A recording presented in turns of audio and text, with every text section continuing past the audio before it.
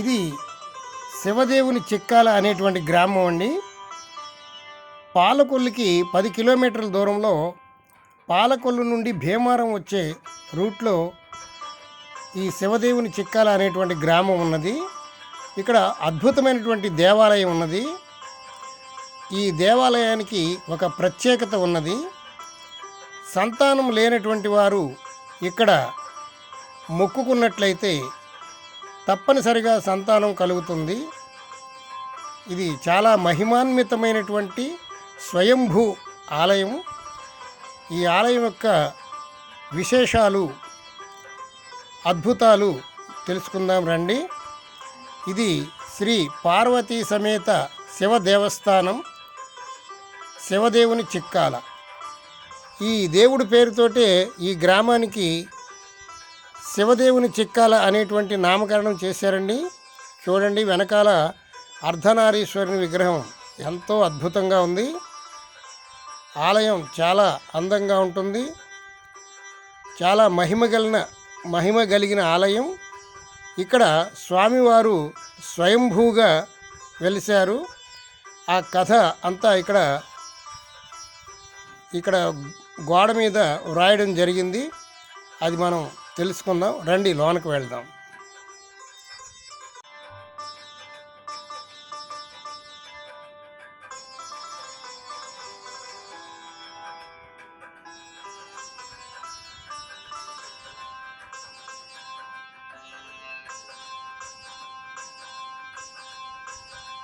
ఇది ఆలయం లోపల ఆవరణ, ధ్వజస్తంభము, ఎదర మండపము, నవగ్రహాల సన్నిధానము,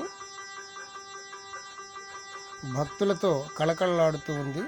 ఇది కార్యనిర్వహణాధికారి కార్యాలయము. చూడండి, ఆలయం ఎంతో అద్భుతంగా ఉన్నది. పైన శివుడు, పార్వతి, విఘ్నేశ్వర స్వామి, కుమారస్వామి కుటుంబ సభ్యులందరూ మనల్ని దీవిస్తున్నట్లుగా ఆ చిత్రాలు, ఆ అందమైనటువంటి శిల్పాలు మనల్ని స్వాగతం పలుకుతున్నాయి. ఇది దేవాలయం యొక్క వరండా. శివరాత్రికి ఇక్కడ కిటకిటలాడుతూ జనం ఉంటారు. చాలా మహిమాన్వితమైనటువంటి దేవాలయం. ఈ దేవాలయం చుట్టూ 3 ప్రదక్షిణలు చేస్తే మనలో ఉన్నటువంటి దుర్గుణాలన్నీ పోతాయి. మొదటి ప్రదక్షిణ చేసినప్పుడు మనలో ఉన్నటువంటి తమో గుణాన్ని వదిలివేయాలి. రెండవ ప్రదక్షిణ చేస్తూ మనలో ఉన్నటువంటి రజోగుణాన్ని వదిలివేయాలి. రజోగుణం అంటే కోరికలు విపరీతంగా ఉంటాయి. ఆ గుణాన్ని వదిలివేయాలి. చూడండి, ఆలయ సౌందర్యం ఒక్కసారి చూడండి, చాలా అద్భుతంగా ఉంది. పైన శిఖర దర్శనం చేసుకోండి. అలాగే 3వ ప్రదక్షిణ చేసేటప్పుడు మనలో ఉన్నటువంటి తమో గుణాన్ని వదిలివేయాలి.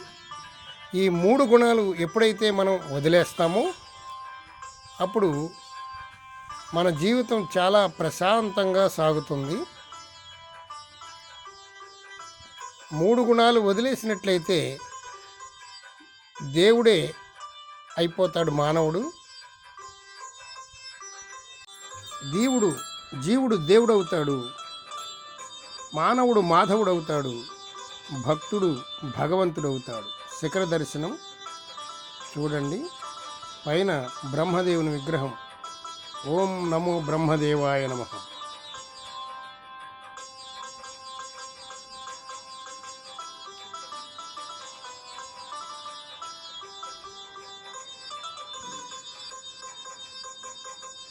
పార్వతీ అమ్మవారి ఆలయ శిఖరం.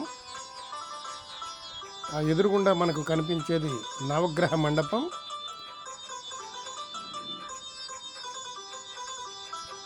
నవగ్రహాలు మన గ్రహస్థితిని కాపాడుతూ ఉంటాయి. నవగ్రహాలకు ప్రదక్షిణం చేస్తే చాలా మంచిది.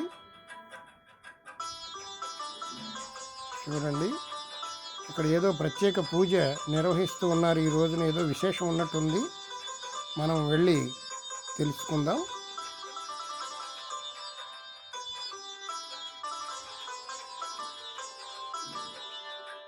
ధ్వజస్తంభానికి ఒక్కసారి నమస్కారం చేసుకొని ఆలయంలోకి ప్రవేశిద్దాం. ఆలయం యొక్క పైభాగం ఎంతో అందంగా ఉంది. ఆలయంలోకి రాగానే ఒక అద్భుతమైనటువంటి ఎనర్జీ మనకు వచ్చినట్లుగా అనిపించింది. ఇక్కడ ఈ ఆలయంలో అద్భుతమైనటువంటి ఆ శివదేవుడి శక్తి మనకు లభిస్తుందండి. ఆలయం యొక్క విశేషం అది స్వయంభూ అవటం వల్ల ఒక అద్భుతమైనటువంటి శక్తి మనకు వస్తుంది. ఆ దేవుణ్ణి చూడగానే దర్శించగానే మనకి ఎక్కడ లేని శక్తి వస్తుంది. అదే ఇప్పుడు జరిగింది. యజ్ఞగుండము,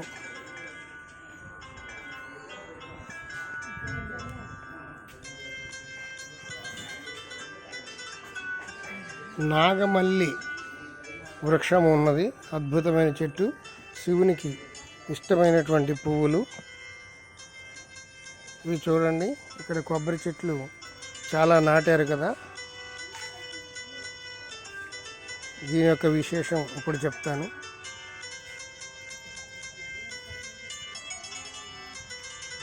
ఇక్కడ కొబ్బరి చెట్లు చాలా దగ్గరగా నాటారు. చూడండి, దీని యొక్క విశేషం మనం తెలుసుకుందాం.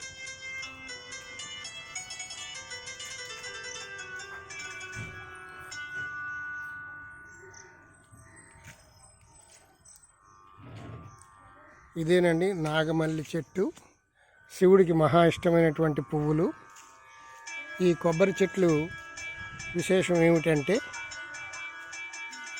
ఇక్కడ శివదేవుని చిక్కాలలో సంతానం లేనటువంటి వారు సంతానం కలిగితే ఒక కొబ్బరి చెట్టు నాటుతాం అని మొక్కుకుంటారు. వారి కోరిక తప్పనిసరిగా తీరుతుంది. అందుచేత ఈ కొబ్బరి చెట్టు సంతానం కలిగిన తర్వాత అయినా ఇక్కడికి తీసుకొచ్చి నాటవచ్చు, ఏదైతే ముందైనా నాటవచ్చు. ఈ కొబ్బరి చెట్లన్నీ కూడా దగ్గరగా అలా నాటినటువంటి చెట్లండి. చూడండి, ఎంతమంది ఈ దేవుణ్ణి నమ్మి సంతాన ప్రాప్తి కలిగిందో ఈ కొబ్బరి చెట్లే మనకి సాక్ష్యం. చూడండి ఎన్ని చెట్లు ఉన్నాయో. చాలామంది నమ్మకంగా ఉండటం వల్ల, సంతానం కలగడం వల్ల ఇన్ని కొబ్బరి చెట్లు నాటడం జరిగింది. చూడండి, ఇవన్నీ కొబ్బరి చెట్లే. మగపిల్లవాడు పుడితే కొబ్బరి చెట్టు నాటాలి, ఆడపిల్ల అయితే పువ్వుల చెట్టు నాటాలట. పంతులు గారు ఇప్పుడే చెప్పారు. ఇది నాగమల్లి వృక్షం అండి. ఈ చెట్టు కిందకు వస్తేనే అద్భుతమైనటువంటి వాసన వస్తుంది, చాలా బాగుంది. శివుడికి ఇష్టమైనటువంటి పువ్వు. ఎవరైనా సంతానం కావాలనుకున్నటువంటి వారు ఈ శివదేవుని చిక్కాల వచ్చి ఇక్కడ స్వామివారికి మొక్కుకున్నట్లయితే, సంతానం కలిగితే కొబ్బరి చెట్టు నాటుతాను అని మొక్కుకున్నట్లయితే తప్పనిసరిగా సంతానం కలుగుతుంది. అందులో ఏమాత్రం అనుమానం లేదు. చూశారు కదా ఈ కొబ్బరి చెట్లన్నీ. ఆడపిల్ల కలిగితే ఇలా పూల చెట్లు నాటుతారు. ఇది పాలకొల్లు నుండి భీమవరం వచ్చే రూట్లో సుమారు 10 కిలోమీటర్లు రాగానే శివదేవుని చిక్కాల అని మెయిన్ రోడ్డు మీదే ఉంటుందండి ఊరు, గ్రామం. కొంచెం ఒక 100 మీటర్ల లోనకు వస్తే దేవాలయ దర్శనం జరుగుతుంది. ఆ దేవాలయంలో ఆ భగవంతుడికి, పరమేశ్వరుడికి మొక్కుకున్నట్లయితే తప్పనిసరిగా సంతానం కలుగుతుంది. చూసారా, ఆ చివరి నుంచి కొబ్బరి చెట్లు ఈ చివరి వరకు ఉన్నాయి. ఓం నమః శివాయ, ఓం నమః శివాయ, ఓం నమః శివాయ. నాగేంద్రహారాయ నమః శివాయ, ఓం నమః శివాయ. ఇది నాగమల్లి వృక్షం అండి. ఈ పువ్వులు చాలా అద్భుతంగా ఉంటాయి. సృష్టిలోనే చాలా విచిత్రంగా ఉంటాయి ఈ పువ్వులు.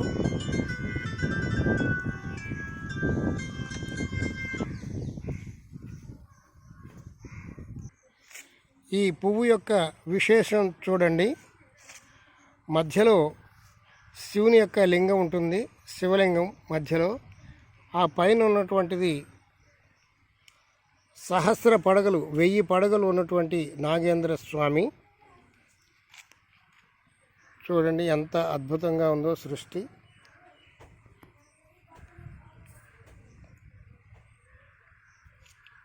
మధ్యలో ఉన్నటువంటిది శివలింగము, దాని చుట్టూ ఉన్నటువంటివి 1000 పడగల నాగేంద్ర స్వామి. ఇది సృష్టిలోనే చాలా అరుదైన పుష్పం. ఈ పువ్వు చూడండి ఎంత అద్భుతంగా ఉందో. 1000 పడగల ఆదిశేషువు శివలింగాన్ని రక్షణ చేస్తూ ఉన్నట్టు ఉంటుంది. మధ్యలో శివలింగం ఉంటుంది.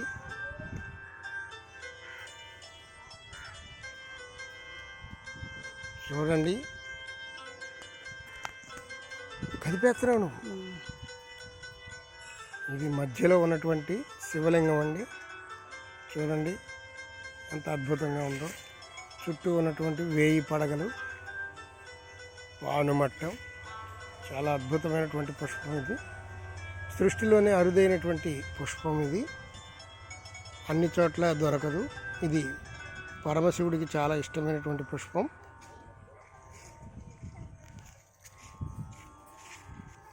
ఇదేనండి నాగమల్లి వృక్షము.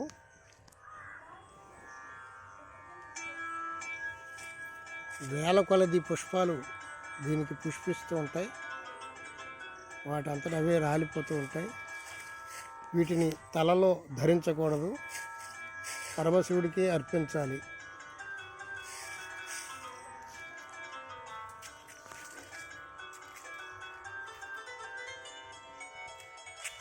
దగ్గరగానే 2 వృక్షాలు ఉన్నాయండి ఇక్కడ.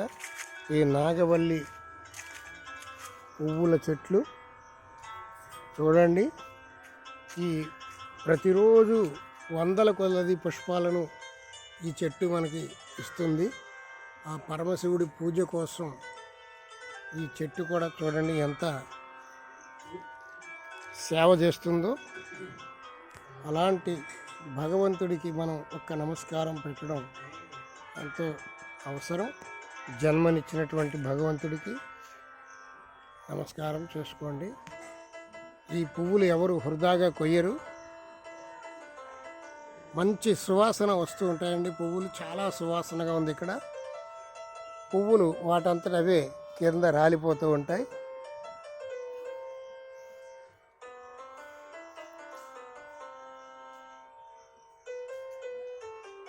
చాలా అద్భుతంగా ఉంది.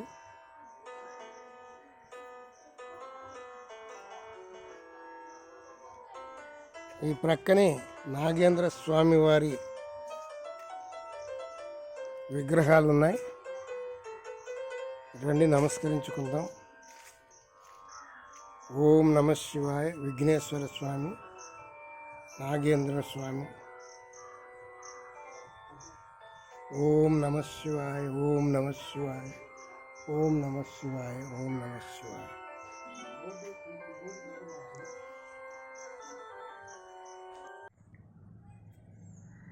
శ్రీ శివదేవస్వామి వారి దివ్య చరిత్ర స్థల పురాణము.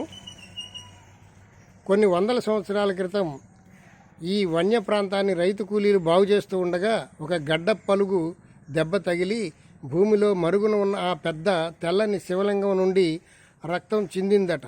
అది చూచి వారు ఎంతో భయం చెంది ఆ విషయాన్ని అప్పటి మొగల్తూరు రాజావారికి విన్నవించుకున్నారు.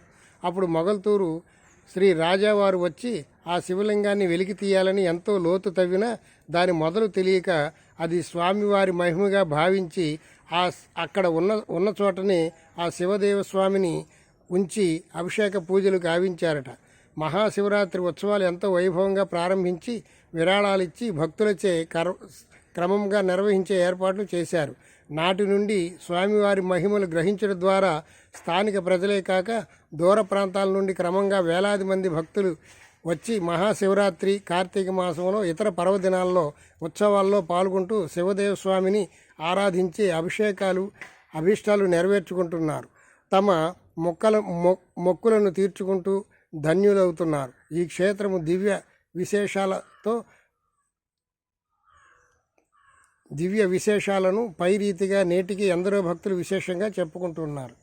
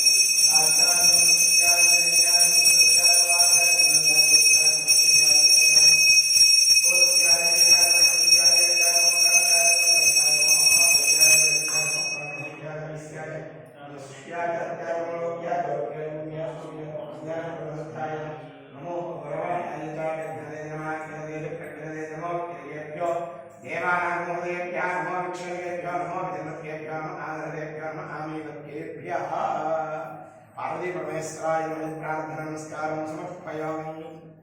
శ్రీ పార్వతీ సమేత శివదేవ స్వామి వారి దేవస్థానం, పాలకొల్లు మండలం, శివదేవుని చిక్కాల, ఆంధ్రప్రదేశ్, పశ్చిమ గోదావరి జిల్లాలో వేయించేసినటువంటి ఈ పార్వతీ సమేత శివదేవ స్వామి వారు స్వయంభూ క్షేత్రంగా వెలుగుతున్నారు.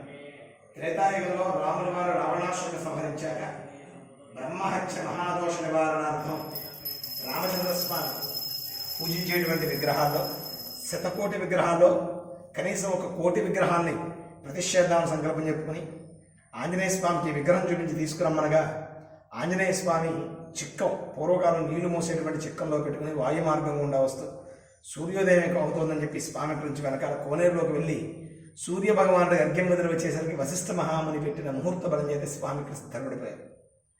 ఆంజనేయ స్వామి చేత ప్రతిష్ఠించబడినటువంటి విగ్రహం ఇది. స్వయంభూ క్షేత్రం, స్ఫటిక విగ్రహం, తెల్లని ఛాయ కలిగినటువంటి స్వామి. అయితే ఈ విగ్రహంలో వచ్చిన విశేషం ఏంటంటే ఆ ఎత్తు, నునుపు, లావు, తెలుపు కలిగిన స్వామి యావత్ భారతదేశంలో ఎక్కడా కూడా కనబడడు. భీమవరం ఛాయా సోమేశ్వర స్వామి వారి ఆలయం, పాలకొల్లు క్షీర రామలింగేశ్వర స్వామి ఆలయానికి రెండిట్లకి మధ్యలో ఉన్నటువంటి స్వయంభూ శివదేవ స్వామి క్షేత్రం. నారుద్రోర్ద్రముడి చేత ఈశ్వరుడి చేత ప్రతిష్ఠించబడినటువంటి విగ్రహం. ఎందుకంటే రుద్రవీర్య సముద్భవాయ అని చెప్పి ఆంజనేయ స్వామికి ఒక నామం ఉంది. అంటే రుద్రస్వరూపుడు ఆంజనేయుడు కనుక ఆంజనేయ స్వామి శివుడి చేత ప్రతిష్ఠించబడినటువంటి విగ్రహం. ఇదంతా ఒక అరణ్య ప్రాంతం, అంటే మొగల్తూరు మహారాజా వారి ఈ ప్రాంతాన్ని పాలిస్తూ అరణ్యాన్ని నిర్మిస్తూ ఉండగా ఒక గొల్లాలతో కొట్టినటువంటి ఈ గులబంద పొగలు ఈ స్వామివారి నిర్మాణం ఇప్పటికీ కూడా గమనించవచ్చు. ఈ స్వామివారికి గులబందపై ఉన్నటువంటి పొగలు, ఇది స్వామికి రక్తం కానిటువంటి చారం. అయితే త్రేతాయుగం, ద్వాపరం, కలియుగం 3 యుగాల నాటి విగ్రహం ఈ స్వామివారు. ఈ విగ్రహానికి, ఈ ఆలయానికి ఉన్నటువంటి విశేషం ఏంటంటే ఈ క్షేత్రంలో ఎవరికైతే సంతానం లేరో వారు ఇక్కడ స్వామి దగ్గర అభిషేకం చేసుకుని కొబ్బరి మొక్క నాటు ఉన్నట్లయితే ఖచ్చితంగా ఈశ్వరానుగ్రహంతో ధర్మపరాయణాలై వారు మళ్ళా వారి యొక్క సంతానాన్ని తీసుకుని వస్తున్నారు. అది మా స్వామి యొక్క ఆలయ విశేషం. స్వయంభూ క్షేత్రం, స్ఫటిక విగ్రహం, తెల్లని ఛాయ కలిగినటువంటి క్షేత్రం. దేవాదాయ ధర్మాదాయ శాఖ వారి ఆధ్వర్యంలో ఈ యొక్క క్షేత్రం 2 పంచా ఆరామాల మధ్యలో ఉంటుంది. ఈ యొక్క క్షేత్రంలో మహాశివరాత్రి, కార్తీక మాసము, సోమవారము, మాస శివరాత్రి, షష్ఠి కళ్యాణ మహోత్సవాలు విశేషంగా నిర్వహిస్తారు. అలాంటిది స్వామిని దర్శించండి, ధరించండి, మీ కోరికలను నెరవేర్చుకోండి. పరమేశ్వరార్పణమస్తు. హర నమ పార్వతీపతయే. హర హర మహాదేవ శంభో శంకర.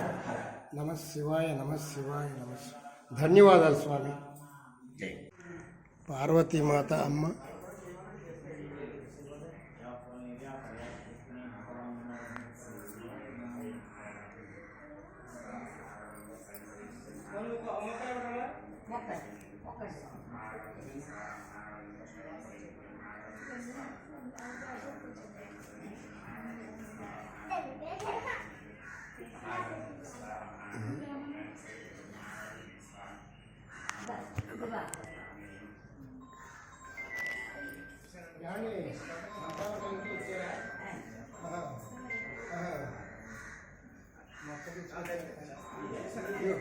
మొక్క తీసుకొచ్చారు.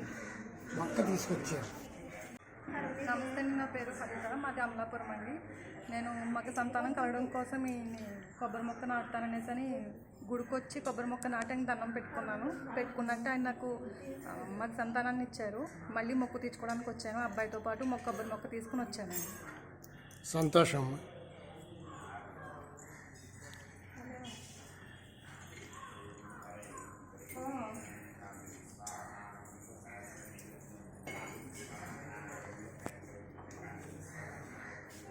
తీసుకుని వచ్చానండి. నా ఎవరో చెప్తే తీసుకొచ్చానండి. తీసుకొచ్చాక బాబు పుట్టాడండి. అమలాపురం అండి మీది? మాది జగ్గనపేట అండి. మాది అమలాపురం. జగ్గనపేట జగ్గనపేట అంటే ఎక్కడండి? రాజోల రాజోల తాలూకా. మీ పాప గారిది అమలాపురం. సరే.